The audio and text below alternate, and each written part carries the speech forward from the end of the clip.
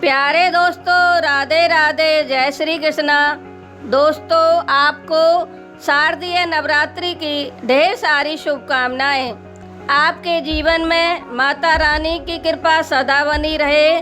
दोस्तों, आज मैं आपको नवरात्रि के 9 दिनों में सुनी जाने वाली नवरात्रि की व्रत कथा सुनाने जा रही हूँ। ध्यान पूर्वक सुने। बोलो अम्बे रानी की जय, माता रानी की जय। एक समय नारद जी ने संसार भ्रमण के लिए स्वर्गलोक से मृत्युलोक की यात्रा को प्रस्थान किया। जब मृत्युलोक में पहुँचे तब वहाँ पर अनेक मनुष्यों को नाना प्रकार के कलेशों से दुखी देखा। किसी मनुष्य को पुत्र से दुखी देखा, किसी को धन के लिए रोते देखा। जब सारा मृत्युलोक घूम चुके तब उनके मन में यह विचार उत्पन्न हुआ कि श्री विस्पति जी के बहुत दिनों से दर्शन नहीं किए हैं, सो इनके दर्शन भी करते चलें। ऐसा मन में विचार कर वे श्री बृहस्पति जी के स्थान पर पहुंच गए। श्री बृहस्पति जी ने श्री नारद जी के आगमन पर बड़ा हर्ष प्रकट किया और नारद जी से बोले, आप अपने आने का कारण मुझे बतलाइए। जिस विचार से आप आज मेरे स्थान पर पधारे हैं, निसंकोच मुझसे वर्णन कीजिए। तब नारद जी ने हाथ जोड़कर प्रार्थना की और कहा, महाराज, मैं इस बात को जानने के लिए आपके पास आया हूँ कि नवरात्रि के दिनों में व्रत करने से किस फल की प्राप्ति होती है। इस व्रत का महात्म्य मैं आपके मुख अरविंद से सुनना चाहता हूँ। तब विस्पति जी बोले, हे नारद, इस नवरात्रि व्रत कथा को मैंने ब्रह्मा जी से सुना था। यह नवरात्रि का व्रत चैत शुक्ल पक्ष प्रतिपदा से अष्टमी तक और आश्विन मास में भी आश्विन शुक्ल पक्ष प्रतिपदा से अष्टमी तक किया जाता है। यह नवरात्रि व्रत संसार की दुर्लभ से दुर्लभ वस्तु को प्राप्त करने के लिए किया जाता है। जैसे पुत्र की इच्छा वाले को पुत्र, धन के इच्छुक को धन, विद्या चाहने वाले को विद्या, सुख चाहने वाले को सुख प्रदान करने वाला है। इस व्रत के करने से रोगी रोग से मुक्त हो जाता है। कारागार में बंदी प्राणी कारागार से मुक्त हो जाता है। उसकी सारी विपत्तियां दूर हो जाती हैं और वह सुखपूर्वक जीवन व्यतीत करने लगता है। बंध्या स्त्री पुत्रवती हो जाती है। समस्त पापों को दूर करने वाले इस व्रत के करने से ऐसा कौन सा मनोरथ है जो सिद्ध नहीं हो सकता। जो मनुष्य इस अलभ्य मनुष्य देह को पाकर भी नवरात्रि व्रत नहीं करता है, वह माता और पिता से हीन हो जाता है। अर्थात उसके माता पिता मृत्यु को प्राप्त हो जाते हैं और वह अनेक दुखों को भोगता है। उसके शरीर में कुष्ठ हो जाता है और अंगहीन हो जाता है। उसमें संतानोत्पत्ति का सामर्थ्य नहीं रह पाता। इस तरह वह मूर्ख अनेक दुख भोगता है। इस व्रत को न करने वाला निर्दयी मनुष्य धन और धान्य से रहित हो, भूख और प्यास से पीड़ित होकर पृथ्वी पर घूमता है और गूंगा हो जाता है। जो सधवा स्त्री भूलवश इस व्रत को नहीं करती, वह पति से हीन होकर नाना प्रकार से दुखों को भोगती है। नवरात्रि में यदि व्रत करने वाला मनुष्य सारे दिन का उपवास न कर सके तो एक समय भोजन करे और उस दिन बांधवों सहित नवरात्रि व्रत की कथा सुनन करे। ब्रह्मा जी बोले, हे बृहस्पति, जिसने पहले इस महाव्रत को किया था उसका पवित्र मनोहर इतिहास मैं तुम्हें सुनाता हूँ। सावधान होकर सुनो। इस प्रकार ब्रह्मा जी का वचन सुनकर बृहस्पति जी बोले, हे ब्रह्मा जी, मनुष्यों का कल्याण करने वाले इस व्रत के इतिहास को कहो, मैं सावधान होकर सुन रहा हूँ। आप शरण आए हुए मुझ पर कृपा करो। ब्रह्मा जी बोले, पीठत नाम के मनोहर नगर में अनाथ नाम का एक ब्राह्मण रहता था। वह भगवती दुर्गा का भक्त था। उसके संपूर्ण सद्गुणों से युक्त मानो ब्रह्मा की सबसे पहली रचना हो ऐसी अर्थात गुण वाली सुमति नाम की एक अत्यंत सुंदर पुत्री पैदा हुई। वह कन्या सुमति अपने पिता के घर बालपन में अपनी सहेलियों के साथ क्रीड़ा करती हुई इस प्रकार बढ़ने लगी जैसे शुक्ल पक्ष में चंद्रकला बढ़ती है। उसके पिता प्रतिदिन जब दुर्गा जी की पूजा और होम किया करते थे, उस समय वह भी नियम से वहाँ उपस्थित होती थी। एक दिन वह सुमति अपनी सखियों के साथ खेलने गई और भगवती के पूजन में उपस्थित नहीं हुई। उसके पिता को पुत्री की ऐसी असावधानी देखकर बड़ा क्रोध आया और पुत्री से कहने लगा कि हे दुष्ट पुत्री, आज प्रमादवश तूने भगवती दुर्गा का पूजन नहीं किया। इस कारण मैं किसी कुष्ठी और दरिद्री के साथ तेरा विवाह करूँगा। इस प्रकार कुपित पिता का वचन सुनकर सुमति को बड़ा दुख हुआ। वह पिता से कहने लगी कि हे पिताजी, मैं आपकी कन्या हूँ, मैं सब तरह से आपके अधीन हूँ। जैसी आपकी इच्छा हो वैसा ही करो। कुष्ठी अथवा दरिद्री किसी के साथ जैसी तुम्हारी इच्छा हो मेरा विवाह कर सकते हो, पर होगा वही जो मेरे भाग्य में लिखा है। मनुष्य न जाने कितने मनोरथों का चिंतन करता है, परंतु होता वही है जो भाग्य में विधाता ने लिखा है।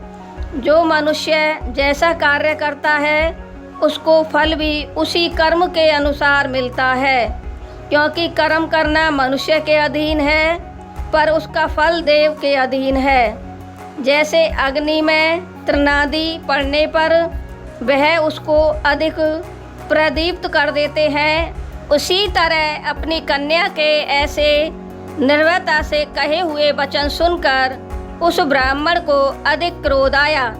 तब उसने अपनी कन्या का कुष्ठी के साथ विवाह कर दिया और अत्यंत क्रुद्ध होकर कहने लगा कि जाओ जाओ, जल्दी जाओ और अपने कर्म का फल भोगो। देखें केवल भाग्य के भरोसे रहकर क्या करती हैं। इस प्रकार से कहे हुए पिता के कटु वचनों को सुनकर वह मन में विचार करने लगी कि अहो मेरा बड़ा दुर्भाग्य है जिसने मुझे ऐसा पिता मिला। इस तरह अपने दुख का विचार करती हुई वह सुमति अपने पति के साथ वन में चली गई और भया बने कुछ कंटक युक्त उस स्थान पर उन्होंने वह रात बड़े कष्ट से व्यतीत की। उस गरीब बालिका की ऐसी दशा देखकर भगवती दुर्गा पूर्व जन्म के पुण्य के प्रभाव से प्रकट होकर सुमति से कहने लगी, हे दीन ब्राह्मणी, मैं तुझ पर प्रसन्न हूँ। तुम जो चाहो वरदान मांग सकती हो। मैं प्रसन्न होकर वांछित फल को देने वाली हूँ। इस प्रकार भगवती दुर्गा का वचन सुनकर ब्राह्मणी कहने लगी कि आप कौन हैं जो मुझ पर प्रसन्न हुई हो, वह सब मुझसे कहो और अपने कृपा कटाक्ष से मुझ दीन दासी को कृतार्थ करो। ऐसा ब्राह्मणी का वचन सुनकर देवी कहने लगी कि मैं आदि शक्ति हूँ और मैं ही ब्रह्मा विद्या व सरस्वती हूँ। मैं प्रसन्न होने पर प्राणियों के दुख दूर उनको सुख प्रदान करती हूँ। हे ब्राह्मणी, मैं तुझ पर तेरे पूर्व जन्म के पुण्य के प्रभाव से प्रसन्न हूँ। मैं तुम्हारे पूर्व जन्म का वृतांत सुनाती हूँ। तू पूर्व जन्म में निषाद भील की स्त्री थी और अति पतिव्रता थी। एक दिन तेरे पति निषाद ने चोरी की। चोरी करने के कारण तुम दोनों को सिपाहियों ने पकड़ लिया और ले जाकर कारागार में बंद कर दिया। उन लोगों ने तुझको और तेरे पति को भोजन भी नहीं दिया। इस प्रकार नवरात्रा के दिनों में तुमने न तो कुछ खाया और न ही जल पिया, इसलिए 9 दिनों तक नवरात्रे का व्रत हो गया। हे ब्राह्मणी, उन दिनों में व्रत हुआ, उस व्रत के प्रभाव से प्रसन्न होकर मैं तुम्हें मनोवांछित वर दे रही हूँ। तुम्हारी जो इच्छा हो सो मांगो। इस प्रकार दुर्गा जी से कहे हुए वचन को सुनकर ब्राह्मणी बोली कि यदि आप मुझ पर प्रसन्न है तो हे माता दुर्गे, मैं आपको प्रणाम करती हूँ। कृपा कर मेरे पति के कुष्ठ रोग को दूर करो। देवी कहने लगी कि उन दिनों जो व्रत किया था, उस व्रत के दिन का पुण्य अपने पति का कुष्ठ दूर होने के लिए मुझे अर्पण करो।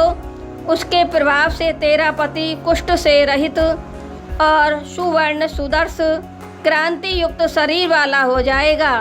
ब्रह्मा जी बोले कि इस प्रकार देवी के वचन सुनकर वह ब्राह्मणी बहुत प्रसन्न हुई और पति को निरोग करने की इच्छा से ठीक है ऐसे बोली। तब उसके पति का शरीर भगवती दुर्गा की कृपा से कुष्ठ रहित होकर अति क्रांति युक्त हो गया, जिसकी क्रांति के सामने चंद्रमा की क्रांति भी क्षीण हो जाती है। वह ब्राह्मणी पति की मनोहर देह को देखकर देवी को अति पराक्रम वाली समझकर स्तुति करने लगी कि हे दुर्गे, आप दुर्गति को दूर करने वाली, रोगी मनुष्य को निरोग करने वाली, प्रसन्न होने पर वांछित वस्तु को देने वाली, वह दुष्ट मनुष्यों का नाश करने वाली हो। आप ही सारे जगत की माता और पिता हो। हे अम्बे, मुझ पर अपराध रहित अबला को मेरे पिता ने कुष्ठी मनुष्य के साथ विवाह कर मुझे घर से निकाल दिया। उनके द्वारा निकाली हुई हूँ मैं पृथ्वी पर अरक्षित घूम रही हूँ। आपने मेरा इस आपत्ति रूपी समुद्र से उद्धार किया है। हे देवी, मैं आपको प्रणाम करती हूँ, मुझ दीन की रक्षा करो। ब्रह्मा जी बोले, हे बृहस्पति, इस प्रकार उस समिति ने मन से देवी की बहुत स्तुति की। उसकी की हुई स्तुति सुनकर देवी को बहुत संतोष हुआ और वह ब्राह्मणी से बोली, हे ब्राह्मणी, तेरे उदलालक नाम का अति बुद्धिमान, धनवान, कीर्तिमान और जितेंद्रिय पुत्र शीघ्र ही होगा। ऐसा कहकर वह देवी उस ब्राह्मणी से फिर कहने लगी कि हे ब्राह्मणी, और भी जो कुछ तेरी इच्छा हो वह वांछित वस्तु मांग सकती हो। ऐसा भगवती दुर्गा का वचन सुनकर सुमिति बोली, हे भगवती दुर्गे, अगर आप मेरे ऊपर प्रसन्न हैं तो कृपा करके मुझे नवरात्रे व्रत विधि बतलाइए। हे दयामयी, जिस विधि से नवरात्रे व्रत करने से आप प्रसन्न होती हैं, उस विधि एवं उसके फल को मेरे लिए विस्तार से वर्णन करें। इस प्रकार ब्रह्माणी के कहे हुए वचन सुनकर भगवती दुर्गा बोली, हे ब्राह्मणी, मैं तुम्हें संपूर्ण पापों को दूर करने वाली नवरात्रे व्रत विधि का बतलाती हूँ, जिसके सुनने मात्र से अनेक पापों से छूटकर मोक्ष की प्राप्ति हो जाती है। चैत्र मास अथवा आश्विन मास के शुक्ल पक्ष की प्रतिपदा से 9 दिन तक विधि पूर्वक व्रत करें। यदि दिन भर का व्रत न कर सकें तो एक समय भोजन करें। किसी विद्वान ब्राह्मण से पूछकर गथ स्थापना करें और वाटिका बनाकर उसको प्रतिदिन जल से सींचें। महाकाली, महालक्ष्मी और महासरस्वती इनकी मूर्तियां बनाकर उनकी नित्य विधि सहित पूजा करें और पुष्पों से विधि पूर्वक अर्घ्य दें। बीजोरा के फल से अर्घ्य देने से रूप की प्राप्ति होती है। जाय फल से कीर्ति और दाख से कार्य की सिद्धि होती है। आंवले से सुख व केले से भूषण की प्राप्ति होती है। इस प्रकार फलों से अर्घ्य देकर यथाविधि हवन करें। खांड, घी, गेहूँ, शहद, खीर, जौ, तिल, बिल्व, नारियल, दाख और कदम्ब इनके हवन करें। गेहूँ द्वारा होम करने से लक्ष्मी की प्राप्ति होती है। खीर से मोक्ष, चंपा के पुष्पों से धन व पत्तों से तेज और सुख की प्राप्ति होती है। आंवले से कीर्ति व केले से पुत्र हो, कमल से राज सम्मान और दाखों से सुख संपत्ति की प्राप्ति होती है। खांड, घी, नारियल, शहद, जौ और तिल इनसे तथा फलों से होम करने से वांछित वस्तु प्राप्त होती है। व्रत करने वाला मनुष्य इस विधान से होम होकर आचार्य को अत्यंत नम्रता के साथ प्रणाम करे और यज्ञ की सिद्धि के लिए उसे दक्षिणा दे। इस महाव्रत को पहले बताई हुई विधि के अनुसार जो कोई करता है उसके सब मनोरथ सिद्ध हो जाते हैं। इसमें तनिक भी संशय नहीं है। इन 9 दिनों में जो कुछ दान आदि दिया जाता है उसका करोड़ों गुना फल मिलता है। हे ब्राह्मणी, इस संपूर्ण कामनाओं को पूर्ण करने वाले उत्तम व्रत को तीर्थ, मंदिर अथवा घर में ही विधि के अनुसार करें।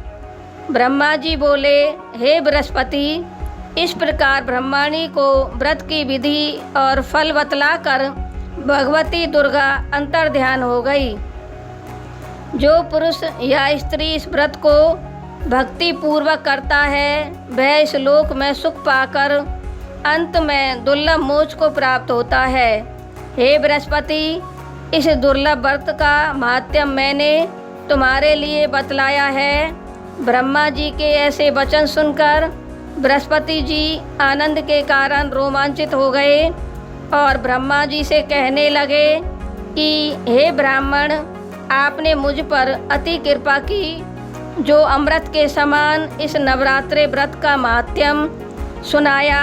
हे प्रभु, आपके बिना और कौन सा इस महात्म्य को सुना सकता है। तुमने सब प्राणियों का हित करने वाले इस अलौकिक व्रत को पूछा, इसलिए तुम धन्य हो।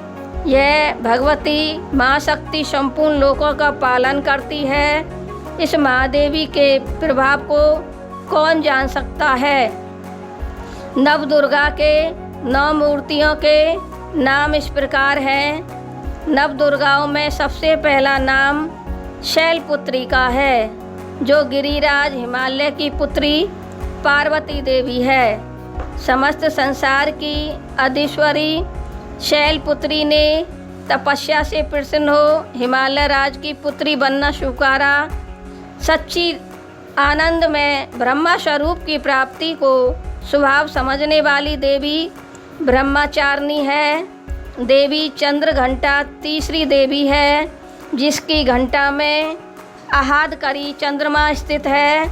कुष्मांडा देवी, जिनके उदर में 3 तरह के तापों वाला संसार बसा है, वे चौथी देवी हैं। सनत कुमारों का नाम स्कंद है। स्कंदों की माता होने के कारण स्कंद माता कहलाने वाली दुर्गा 5वीं है। देवताओं की कार्य सिद्धि के लिए ऋषि कात्यायन के आश्रम पर प्रगटी कात्यायनी दुर्गा 6ठी है। काल का भी नाश करने वाली काल की रात्रि देवी दुर्गा कालरात्रि 7वीं है। अपने तप से और गौर वर्ण पाने वाली महागौर 8वीं है। नवी दुर्गा सिद्धि अर्थात मोक्ष हेतु सिद्धिदात्री कहलाई। नव दुर्गा का पूजन अर्चन 9 दिन होता है।